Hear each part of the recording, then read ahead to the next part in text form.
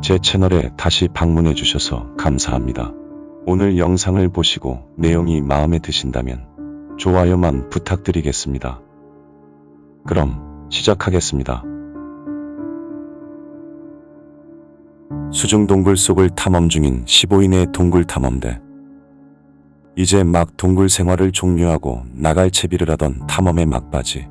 갑자기 동굴 안으로 엄청난 양의 폭우가 몰아치고 탐험대는 수중 동굴 안에 꼼짝없이 갇히게 된다. 서호주와 남호주의 국경 지역에는 나무가 거의 존재하지 않는 눌라보 평야라는 광활한 사막 지역이 있다.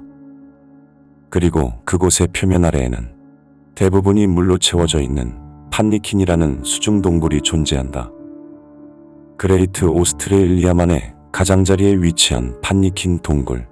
당시 이 동굴 내부를 탐험하며 샘플을 채취한다는 것은 동굴 광물 연구에 굉장히 소중한 작업으로 여겨졌는데, 판니킨 동굴의 내부 구조 특성상 깊은 수심과 깊은 공간의 위험성 때문에 대부분의 다이버들은 이곳으로의 탐험을 꺼려하는 상황이었다.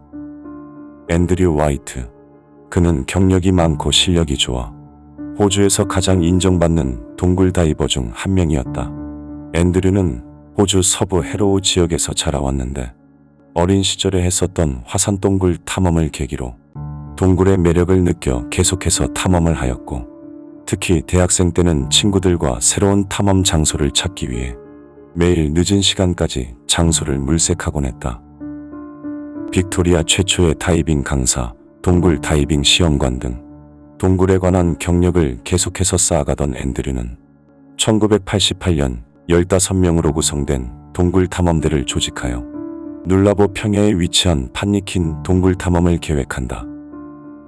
앤드류의 팀원들은 다이빙 리더였던 론 알럼, 크리스 브라운, 피터 로저스 등 입지가 있는 동굴 다이버들과 과학자 등으로 구성되어 있었고, 그는 판니킨 동굴의 끝 지점까지 탐험을 계획하면서 막대한 탐험 비용을 조금이라도 충당하기 위해 자신들의 탐험을 다큐멘터리 영상으로 기록해 판매할 목적으로 촬영 팀원을 한 명 동행한다.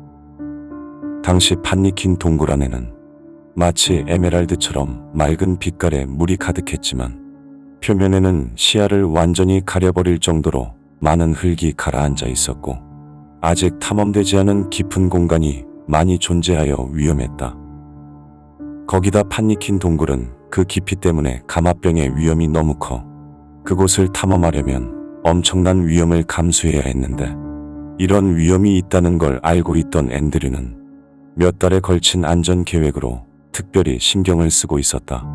그들은 판니킨 동굴의 입구인 표면의 작은 구멍에 도착하여 그곳에서 3일 동안 캠프를 구축한 뒤 무려 5톤에 달하는 장비 전부를 동굴 안 호수의 방까지 들여온다.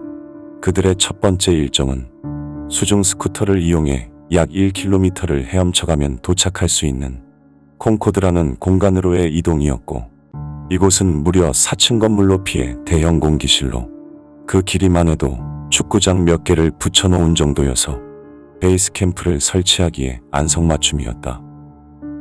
앤드류와 팀원들은 동굴 내에 콩코드 같은 공기가 가득한 공간이 더 있을 것이라고 생각하여 이를 찾기 위해 다양한 통로를 탐험하였고, 이전에 발견하였던 통로를 통해 더 깊은 공간으로 이동이 가능한지에 대해 알기 위해 동굴의 끝 지점까지의 탐험을 목표로 움직였다.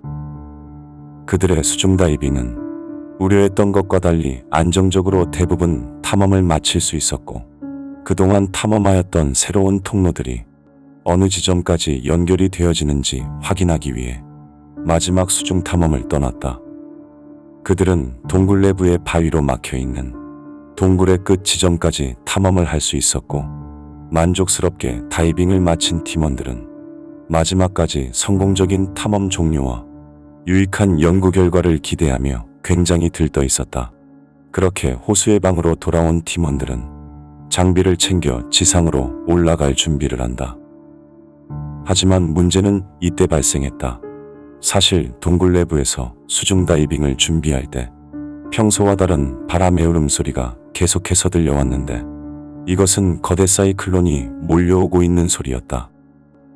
당시 지상에서는 거의 10년에 한 번 발생할까 말까한 엄청난 폭풍우가 불고 있었는데 이 폭풍우는 약 1시간 동안 2년치의 강수량을 기록하였고 시속 100km의 바람을 동반한 골프공 크기의 우박이 쏟아져 내렸다.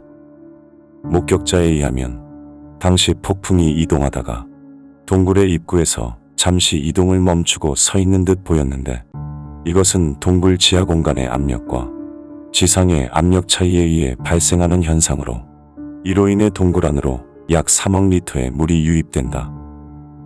앤드류의 팀은 그대로 동굴 안에 있다가는 죽을 수도 있다는 위협을 느꼈고 이내 동굴을 탈출하기로 마음을 먹는다. 팀원 전체가 쏟아지는 물길을 이겨내며 가까스로 동굴 입구로부터 절반 거리까지 접근하였을 때 그들은 폭풍우 때문에 무언가로 입구가 막힌 것을 발견한다. 거기다 입구 쪽 암석들이 계속해서 동굴로 유입되었는데 아래에서는 물이 차오르고 위에서는 암석들이 떨어지고 있어 중간에 껴 샌드위치가 되어가고 있는 상황이었다. 탈출로를 찾기 위해 선발대로 올라온 앤드류와 팀원 보닉은 막힌 입구 주변의 틈새를 찾으려고 노력하였지만 나갈 수 있을 만한 틈을 찾을 수 없었고 주변의 몸을 피할 수 있는 곳에 머무르며 방법을 찾으려고 노력했다.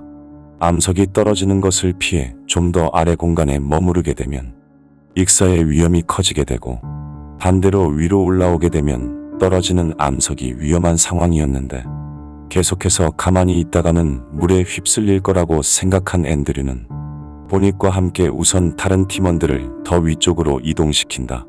그때는 고립된 지 약 5시간이 흐른 뒤였다. 두 사람은 가까스로 틈새를 비집고 지상으로 올라와 구조 요청에 성공하였지만 아직 동굴 아래에 남아있는 13명의 팀원들은 익사할 위험에 처해 있었다.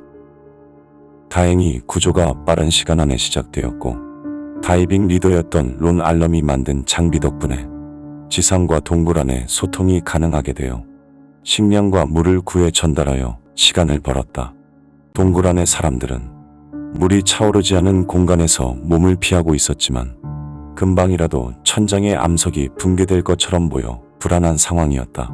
그럼에도 당황하지 않고 구조대의 신호에 따라 불안정한 바위를 천천히 통과하며 탈출하기 시작하였는데 그렇게 동굴로 들어간 지 약 27시간여 만에 나머지 13명의 팀원 모두가 구출될 수 있었고 이후 판리킨 동굴은 폐쇄된다. 그리고 그들의 동굴 탐험 활동과 동굴에 조난된 후 구조되기까지의 전 과정을 영상으로 남겼는데 이후 영상은 눌라보드리밍이라는 제목으로 예정대로 다큐멘터리로 제작이 되었고 당시 이 영상을 본 제임스 카메론 감독이 이 다큐멘터리에 완전히 꽂혀 앤드류 화이트와의 만남을 갖게 된다. 그것을 계기로 앤드류는 영화 제작자로서의 길을 걷게 되어 약 45편의 해양 탐사 다큐멘터리를 제작하였고 특히 제임스 카메론 감독과 함께한 작품으로 그의 이름 덕분에 약 1억 달러를 벌어들이며 대성공을 한다.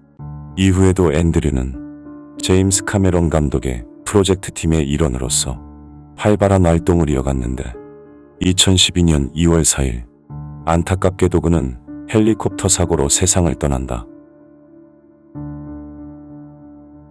영상을 끝까지 봐주셔서 감사합니다. 영상에 대한 의견이나 보고 싶은 영상이 있으시다면 댓글로 남겨주시면 감사하겠습니다. 감사합니다.